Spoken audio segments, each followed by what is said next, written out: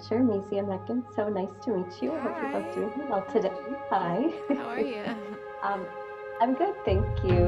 I know we only have very short amount of time together, so I guess I'll just kind of jump right into it. Megan, I'll start with you. As the writer and director of this film, I know that this is your baby. You know the story so well. Um, I guess when you were either thinking of your ideal cast for this film, or just kind of in that audition process, what were the most important elements that the actress who would play Elliot would kind of need to embody for this character to really work and to just kind of elevate the role? And what specifically did Maisie bring to this role? Love this question. the first the first word that comes to mind, honestly, which sounds is like sparkly, like someone who had this sort of life and light in their eyes and not a lot of jadedness and vulnerability and joy, which I feel like there's a lot of young characters stereotypically in movies, and like the trope of a teenage girl is like someone who's so moody and is like, mom, get out of my room. Yeah, like that sort of energy. And it feels a little dated to me. And I just wanted to see, I wanted Elliot to have that sparkle and that joy, but also be grounded and cool and relatable. And I think that's hard to find. Maisie certainly embodies that in her real life, but it isn't always easy to also put that into a character that's not you. So it was really amazing to watch Maisie kind of like evolve into, like, take all those beautiful qualities, put them into Elliot and more, which was, it's hard to do. I can never do that as an actor. That's why I'm not acting, right? But yeah, it was, as soon as she read for Elliot, it was like, oh, yeah, there's Elliot, and more than I ever could have imagined Elliot to be. And not only did she really have that sparkle, but she just grounded Elliot. It was so much truth and authenticity, and it was better than I ever could have imagined it would be. Oh my God, thank you. Oh, I guess similarly, Maisie, did you feel as you read Elliot and just the story, could you find a lot of those connections and relatedness between that character and yourself?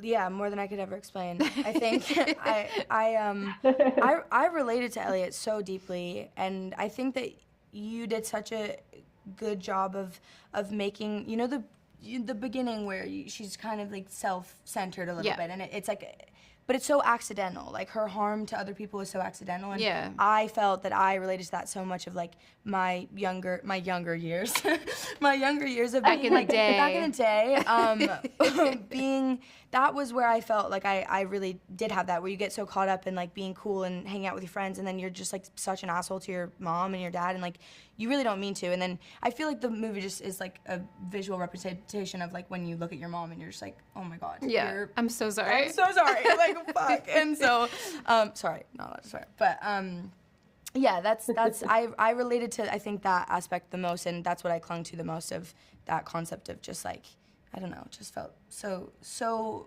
well done writing wise, and felt so genuine and accident, and so lovable as a character, and that, you know, it was never like an intentional harm. And yeah, I just thought there was a lot of like growth, and I don't know, I loved it. I mean, it is true. We're all kind of assholes when we're younger. And it's like when you're a few years removed from that, then you're like, oh gosh, like, why was I the way that I was? And I feel like there are a lot of those things that are so well captured in this film.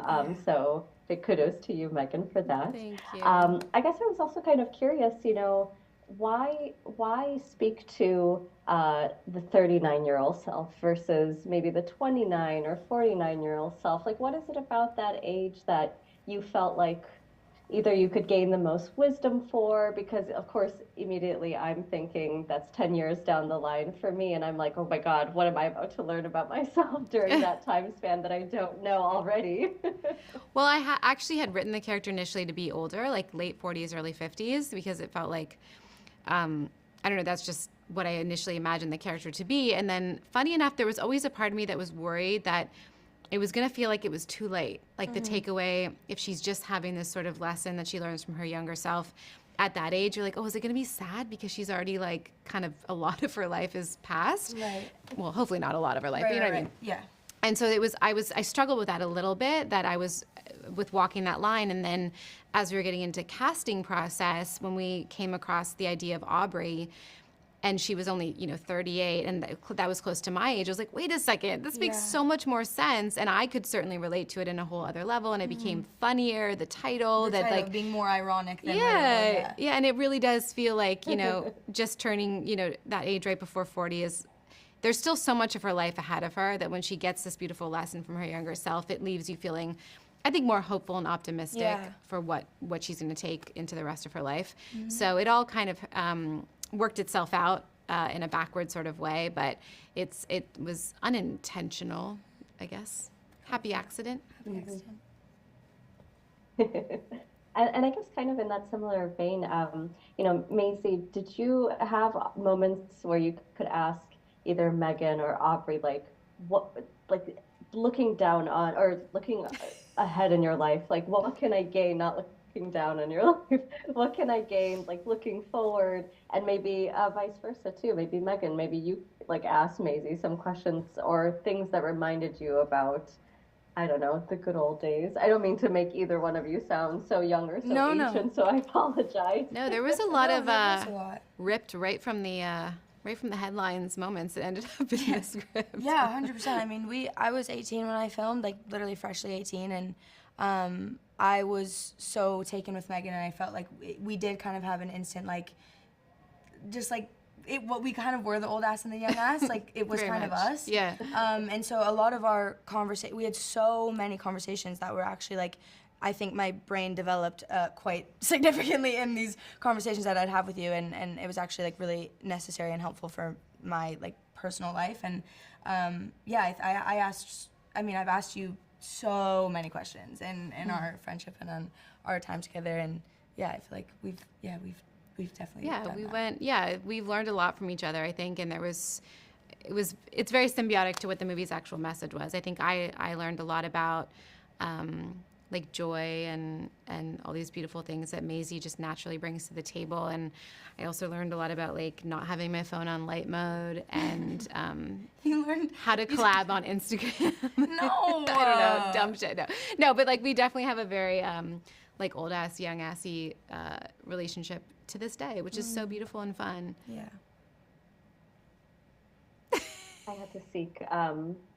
I had to seek help from the youths on how to share something on Instagram, because I liked the format of something and I could not figure it out for the life of me. So I very much relate to this. I have been there.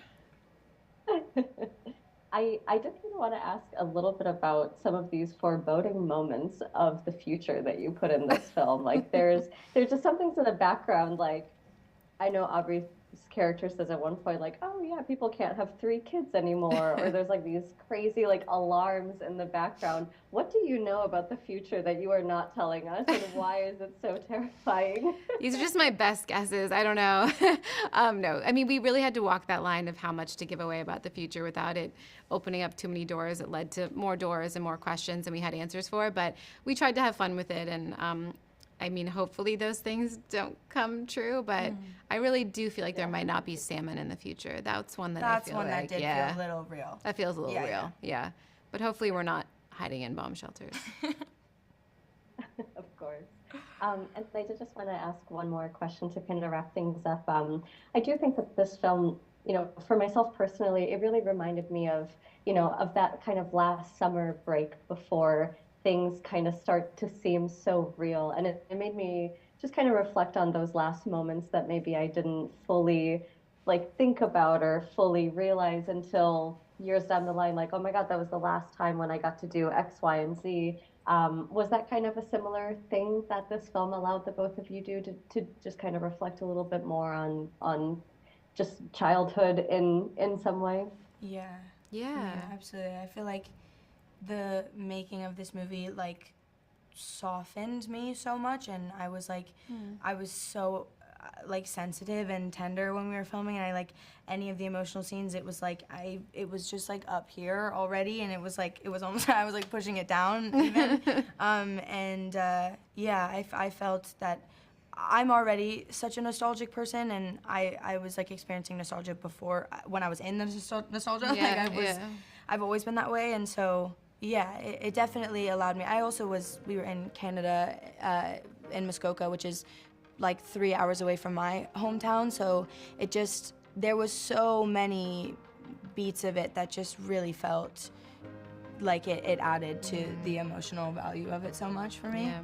I think I've become really a lot more nostalgic since I had kids too, or a lot more sensitive to time. It feels like my whole 20s was just like a weird blur of like time was endless, and I feel very nostalgic for my childhood, but I think you start to become even more aware of it when you're like reliving things with your kids and trying to give them the experience you had and things like that. And certainly time definitely seems to speed up as your kids grow, and so yeah, there was a lot of that element for me that felt very fresh in making the movie. Well, I do have to go, but I just want to thank you both for your time. It was such a pleasure to chat with you about this really wonderful film. Congratulations again on it. Thank you so much. Thank you. Enjoy your day. You too.